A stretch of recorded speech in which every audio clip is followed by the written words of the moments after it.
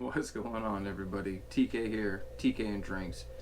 It's another Honest Mead review. Boom. And this is our first one from the cats there at Lost Cause Meadery in San Diego, California.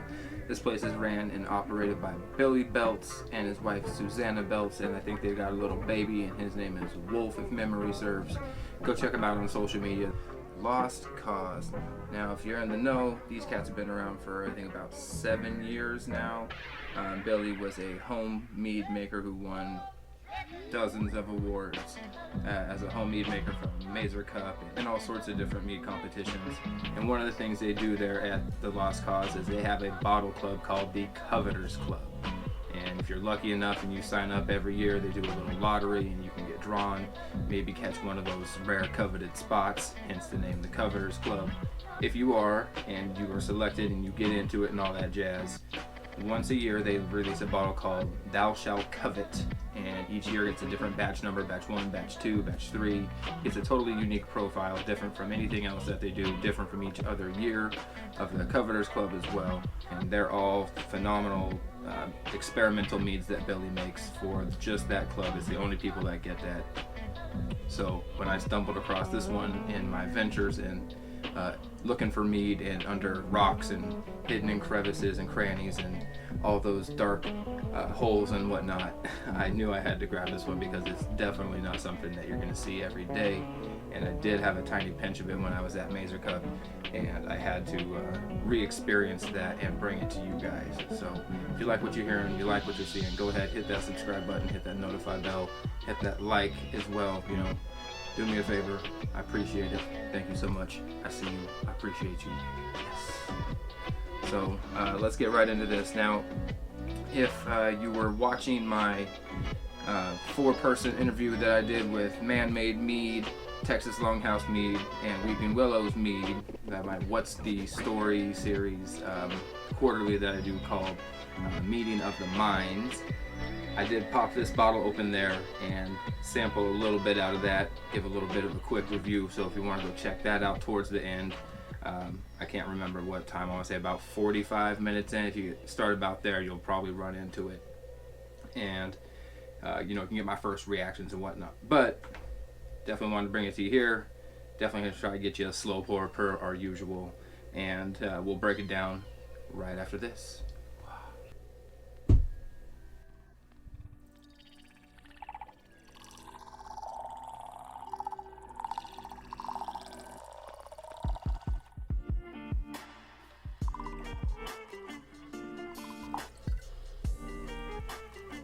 I think I spilled over a little. I think I spilled a little over the side, which is sacrilege. But you know, it is what it is, and I guess we're gonna have to live with it. So, Thou Shalt Covet. This is B1. So this is the very first year that they had their Coveters Club. This was the bottle that all those cats got. Now this is a raspberry, blackberry, grape mead with candy cap mushrooms and wildflower honey. I'm assuming that's California wildflower honey, being that they're from San Diego and they probably didn't source that out too far away from where they were at in their infantile stages of being a meadery. I could be wrong, but I digress. So candy cap mushrooms, you may have never heard of them, but you heard me say, like, what's a candy cap mushroom? Candy cap mushroom is a mushroom that is indigenous here to the United States. I don't have it pulled up here in front of me. I can't remember exactly what it is. I'll put it up over here and we'll figure that out. But what I do know is that it has a wonderful aromatic of maple syrup. It does. It has this delicious maple syrup, like true maple syrup character to it.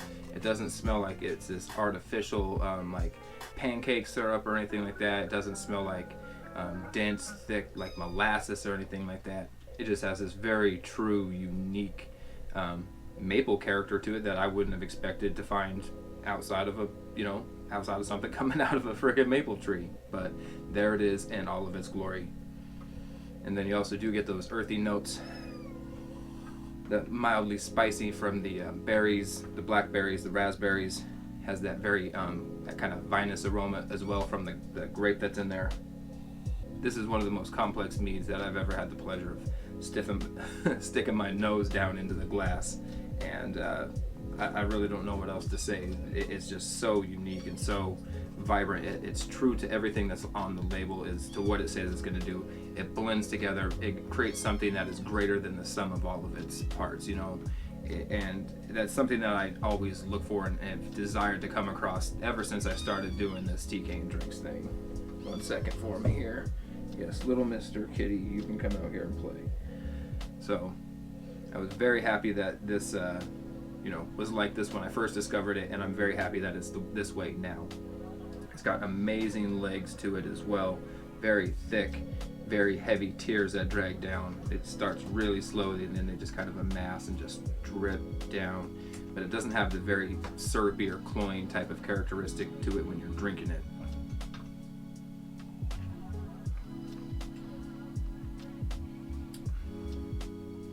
No, it's so very good. You get that true raspberry, blackberry juice type of characters to it, sweetened by that honey. You get that bit of grape that comes in on the backside.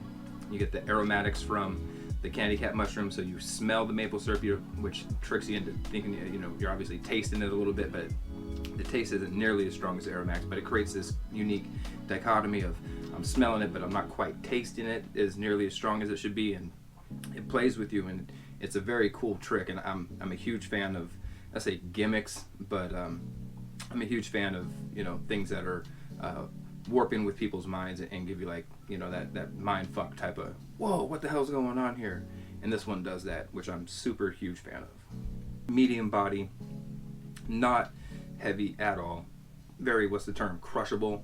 You could drink a lot of this. You could slug that whole bottle and it's not going to make you feel like weighed down and burdened down and like you're going into a diabetic coma or anything. You can definitely tell it's on the sweet side.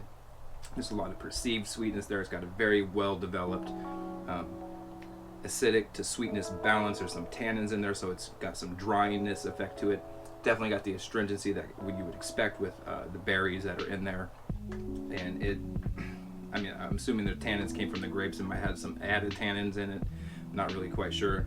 But all in all, that's really irrelevant because it tastes amazing and it truly lives up, in my personal opinion, to the name Thou Shalt Covet. So, scorecard here, boom, 48 out of 50. For all the things I was saying before, 10 out of 10 on that bouquet. This is one of the most complex meads that I've ever had the pleasure of smelling. It has this unique, like I said, maple characteristic to it. You could get those bright tart notes from the raspberries, you get those deep earthy notes from the blackberries and the grape in there. You get a hint of vinous aroma, you get some sweetness from the honey. It all plays together. It's absolutely just wonderful in every, it's decadence in every sense of the word. So 10 out of 10 there, 6 out of 6 on the appearances. Almost Merlot red, slightly purple leaning hue to it. It's got this wonderfully tanned meniscus to it. You catch it just right in the light. It has this goldish, tannish, goldish hue to it. Just a tiny few bubbles in there. Very strong legs that creep down the glass after you swirl it around. Hazy with all the just juices and fortified goodness of those berries and those grapes and that honey. It's everything you'd want it to be as far as I'm concerned, and that goes 23 out of 24 on the flavor. The berries, the honey, the grapes, the smell mixing, the smell of the maple mixing in with all those aromatics that you get from those berries, plus the flavor, the tartness, the astringency in there, the sweetness, the puckering, that long mouthfeel and aftertaste that just carries through, balanced with that honey there that helps drive the whole thing. It is just so well developed, so put together, and so just balanced. I mean, you could set this thing on F fulcrum and it would just sit there no matter which way you set it. It's so well balanced. You can set it upside down, you can set it however you want to put that bottle on there. It's going to stay because it is just that well balanced. I mean, holy crap.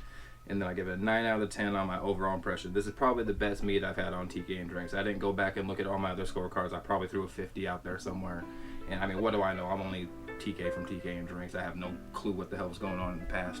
Can't blame me for that. But I'm telling you, this one is probably my favorite one I've ever had on the show. If not my favorite, I mean, certainly in the top 5 rotating. If I had to put a number on it, you know, I feel confident calling it a number 1. Definitely, I say if you can try to find one, if you're ever there at Lost Cause and, you know, ask, hey, if you guys ever open up any bottles of these, and find out when you can get there and give it a sample or whatever, because you need to try it. Just get to Lost Cause and try anything they have. They are on Vino Shipper, so you can buy them. The bottles start at about $24 for a 375 bottle, all the way up to like $40, or maybe just under $40 for those 375 bottles. In my opinion, it's definitely worth it. Find a flavor profile that you're comfortable with, and grab it, give it a try.